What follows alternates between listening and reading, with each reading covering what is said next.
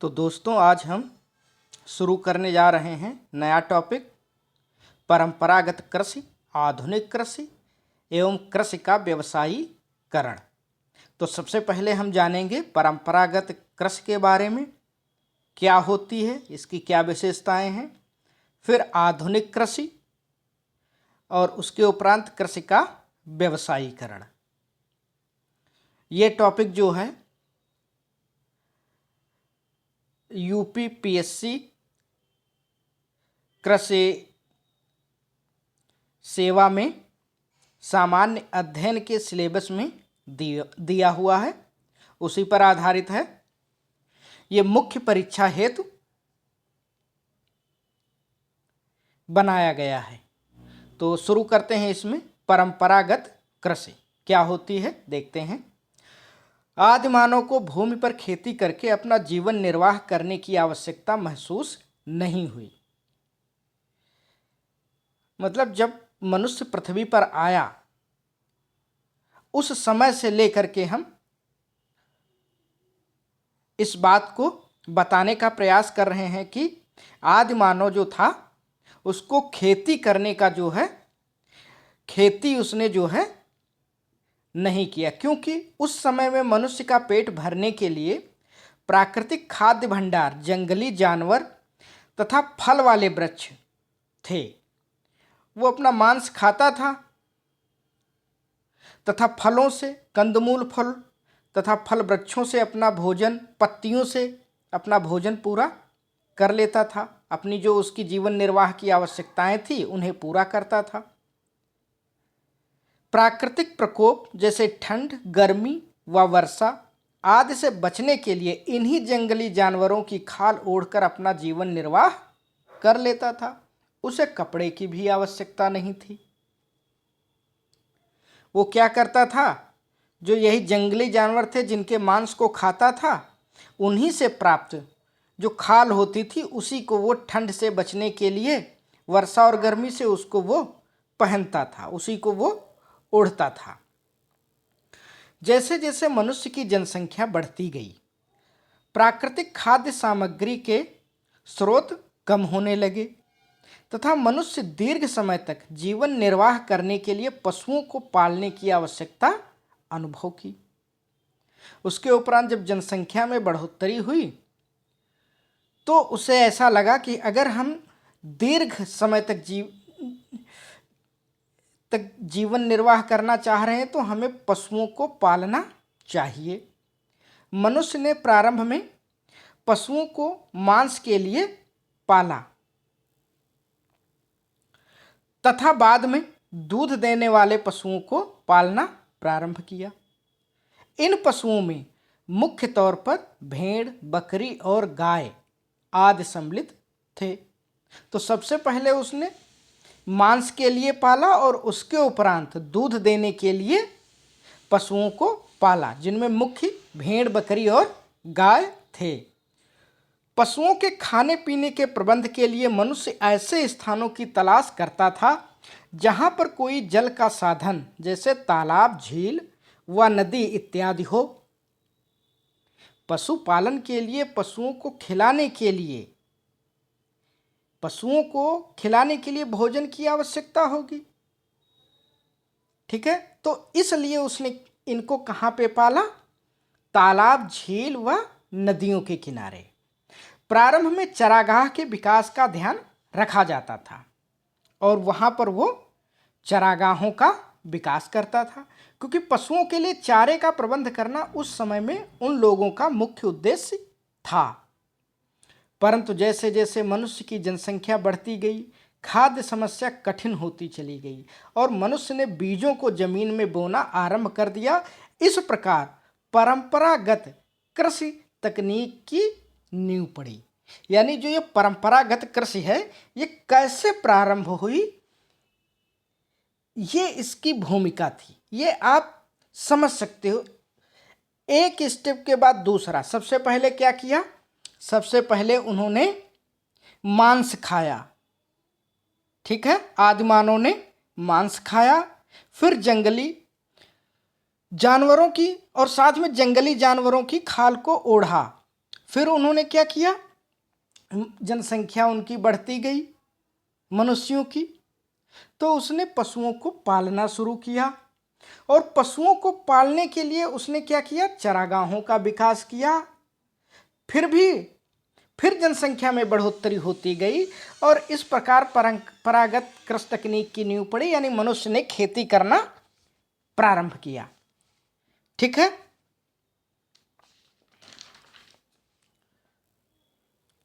आगे देखते हैं इसमें।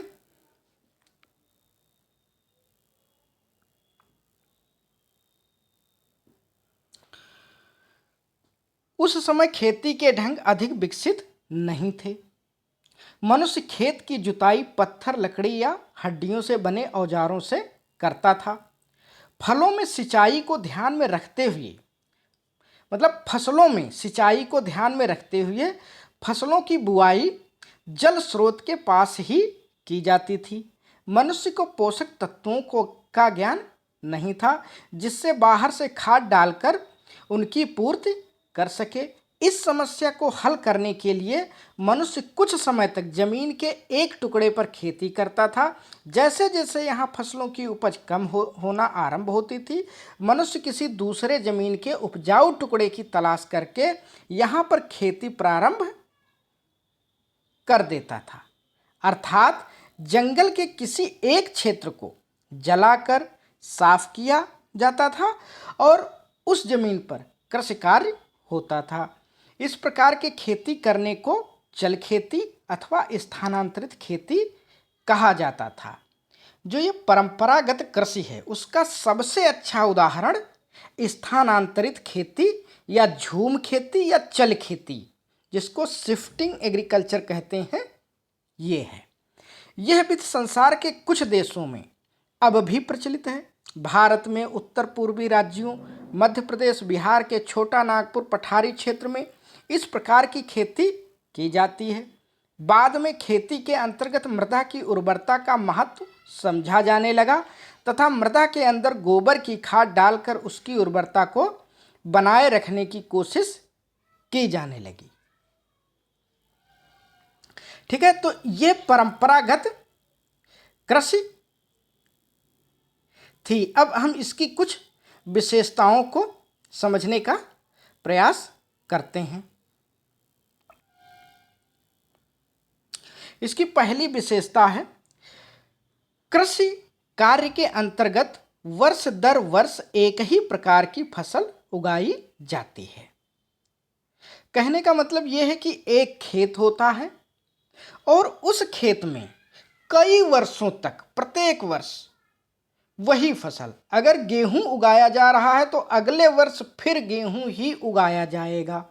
तो ये इसकी पहली विशेषता है। दूसरी विशेषता है, मृदा की उर्वरता व उत्पादकता कम हो जाती है। शिफ्टिंग एग्रीकल्चर आपने पढ़ा होगा कि स्थानांतरित खेती जो होती है, जिसमें एक स्थान को छोड़कर दूसरे स्थान पर फिर खेती करते रहते हैं, तो इससे मृदा की उर्वरता और उत्पादकता दोनों कम हो जाती हैं। इसमें भूक्षरण को बढ़ावा मिलता है। ये तीसरा बिंदु है। अगला बिंदु देखते हैं, परंपरागत कृषि में कृषि क्षेत्र में वृद्धि कर फसल का उत्पादन बढ़ाया जाता है। यानी जो परंपरागत कृषि है इसमें उत्पादन कैसे बढ़ाया जाता है, कृषि क्षेत्र में वृद्धि कर। कहने का मतलब ये है कि आदि मानव काल में जो है जनसंख्या कम थी, भूमि पर जनसंख्या का दबाव बहुत कम था, इसलिए क्या करते थे, वो जंगलों को साफ करके नया खेत नया क्षेत्र बना करके नई जमीन साफ करके उस पर जो है वो फसल उगाते थे, जिससे जो है वो अपनी उत्पादन को बढ़ाते थे। अगला बिंदु है, परंपरागत कृषि प्रणाली में फसल चक्र को नहीं अपनाया जाता है। इसमें जो है फसल चक्र का उपयोग नहीं किया जाता। अगला बिंदु है, परंपरागत कृषि में अच्छे किस्म के बीजों, उर्वरकों, कीटनाशकों, आधुनिक कृषि यंत्रों आदि का उपयोग नहीं किया जाता है।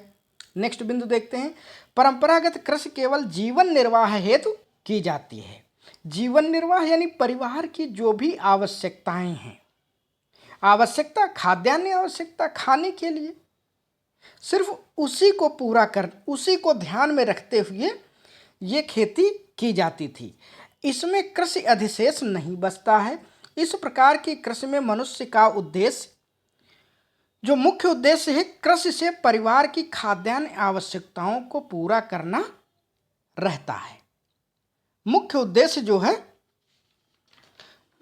यही होता है। ठीक है, आगे देखते हैं। अगला टॉपिक है आधुनिक कृषि। चलो इस पे चर्चा करते हैं कि आधुनिक कृषि क्या होती है।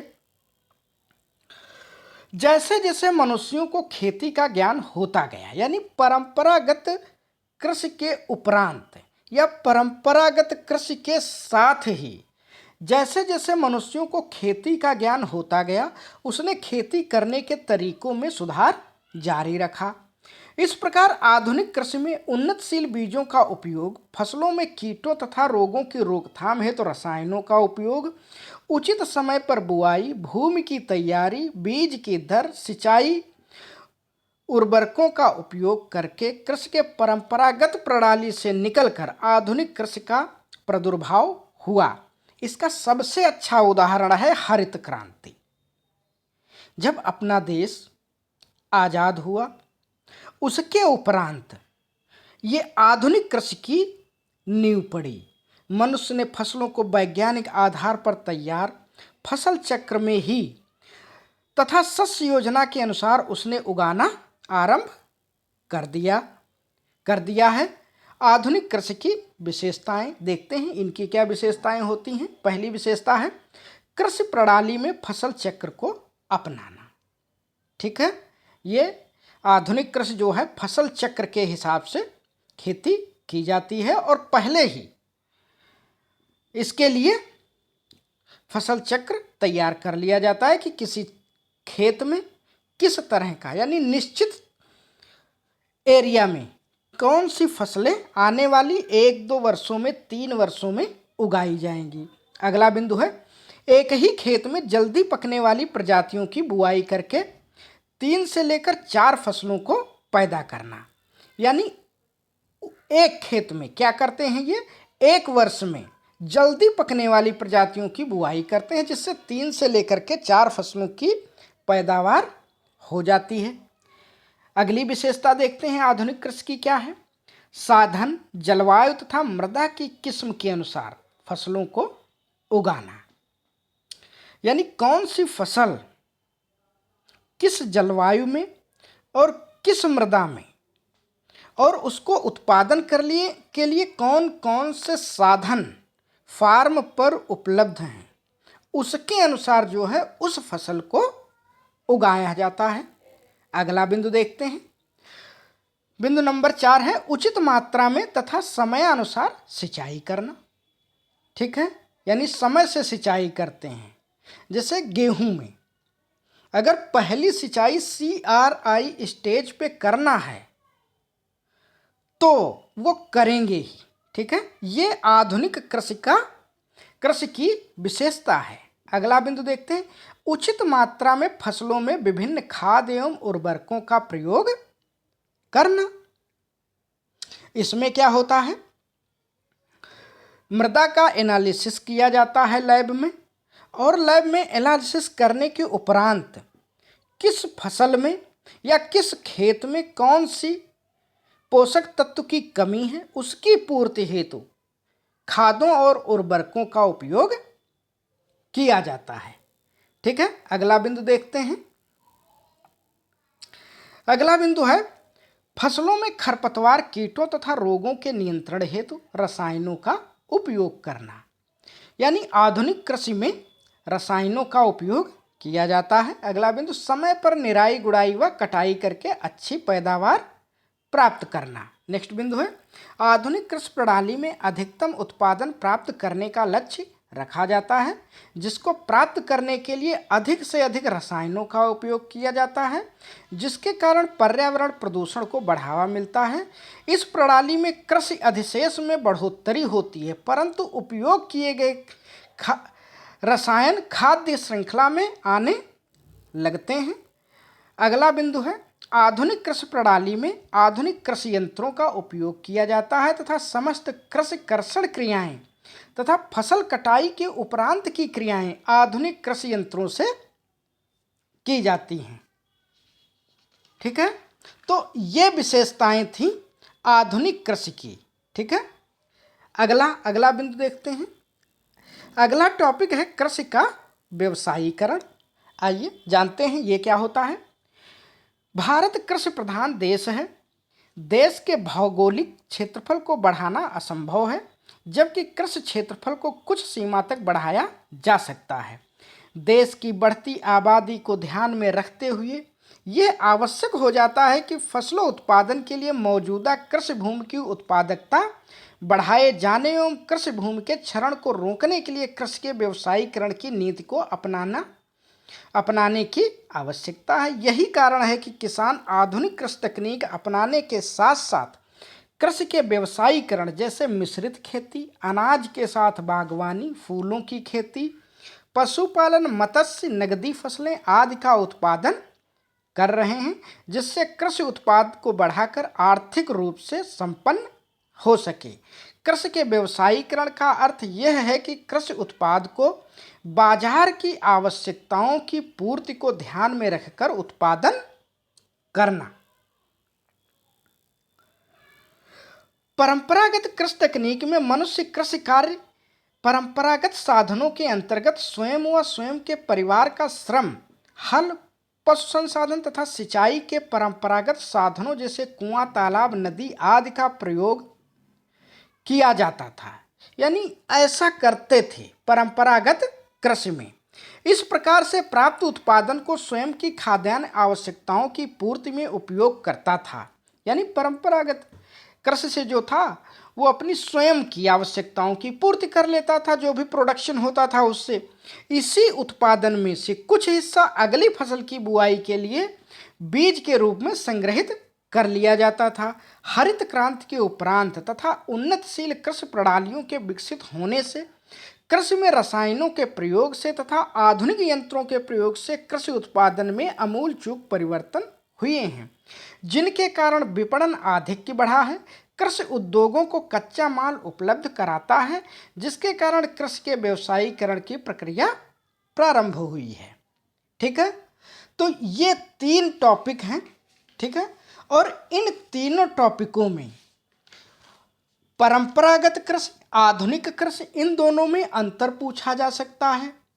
कृषि का व्यवसायीकरण पर टिप्पणी पूछी जा सकती है, या परंपरागत कृषि, आधुनिक कृषि एवं कृषि का व्यवसायीकरण, इन तीनों की विशेषताएं पूछी जा सकती हैं।